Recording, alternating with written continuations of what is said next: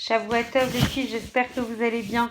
Je continue le cours en fait sur viser plus haut sur les ambitions, car elles sont complètement décorrélées en fait de leur mise en œuvre effective. Ce n'est pas parce qu'on doit cheminer progressivement à petits pas solides dans notre chouva que on ne doit pas avoir des ambitions hautes et des aspirations à la hauteur en fait de la dmout, de l'identité de Noïmaot, Bezrat Hashem. Donc en fait, on disait que plus un homme est conscient de son tafkid, plus il a conscience en fait de son rôle fille ou fils de roi, et plus justement il mettra en place en fait une voie de vérité qui va le réjouir. Il mettra en place en fait des prières qui seront concordantes avec ce qui vous et cet objectif. Alors qu'à contrario, moins les aspirations sont en cohérence avec notre identité intrinsèque, et plus du coup toutes les prières seront dénaturées, l'objectif sera dénaturé et les moyens d'y arriver ne seront pas cohérents. Donc on a intérêt à vraiment définir des aspirations grandes, plus grandes encore que celles qu'on pourrait imaginer. Il faudrait pour cela apprendre et réussir à s'élever, parce que c'est l'ambition qui donne du moteur pour arriver au succès. Il y a un proverbe en fait qui est connu, que vous devez connaître, qui dit: qui désire être général a des chances de devenir un bon soldat, et qui désire seulement être un bon soldat ne deviendra rien du tout.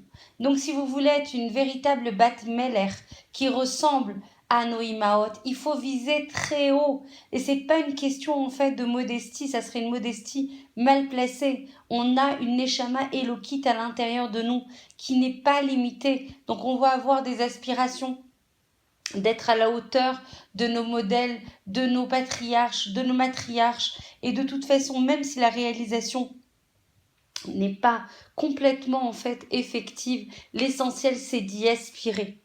Lorsqu'un homme vit avec la émouna qu'un jour viendra où il se tiendra sous la choupa avec Akadosh Baruch Hu, il sait qu'il n'est pas un homme anonyme, il est meyouchad, il est spécial. On dit que le monde a été créé pour chaque personne, chaque enfant de Akadosh Baruch Hu. Il n'est pas quelqu'un d'anonyme, il n'est pas perdu dans la foule, il est un prince, une princesse destinée en fait à la gloire, et il doit acquérir du coup des aspirations et un comportement royal. Et le Rav Shimshon Pinkus Zecher Tzadik Vekadosh Livracha disait souvent qu'il est possible dans le futur, lors du jugement, dans le Beddin des Maala, dans le jugement céleste, qu'on soit innocenté par rapport au faible niveau spirituel de la génération dans laquelle on se trouvait, et du coup de l'incapacité dans laquelle on se trouvait pour surmonter les épreuves qui nous ont été associées. Donc du coup, on sera peut-être innocenté, mais là, il y a une accusation à laquelle on ne pourra pas répondre. Pourquoi t'as pas voulu progresser? Pourquoi tes aspirations n'étaient-elles pas au rendez-vous? Au rendez-vous par rapport à ta neshama, au potentiel que tu avais? Pourquoi tes aspirations étaient-elles si modestes? Pourquoi n'as-tu pas eu confiance en toi, en ton potentiel, en tant que fille de roi, destinée à un avenir glorieux? Donc il y a un testament en fait d'un grand rave, le rave Orodna, je ne sais pas si ça vous parle, qui a écrit Baal Yesod Veshoresha Avoda. On trouve une chose qui m'avait vraiment beaucoup surprise, interpellée, que j'ai trouvé extraordinaire. Il avait dit en fait aux membres de la Chevra Kadisha: c'est pas la peine de ménager mon honneur et de faire subir mon corps après sa mort.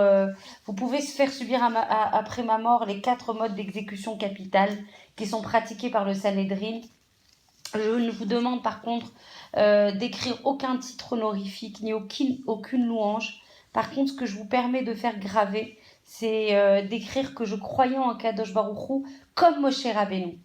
C'est incroyable. En fait, d'un côté, il disait que c'était un pécheur qui était passible de 4 punitions capitales qui étaient dispensées par le Sanhedrin à l'époque. Et d'un autre, il affirme qu'il avait une foi égale à celle de Moshe Rabbeinu.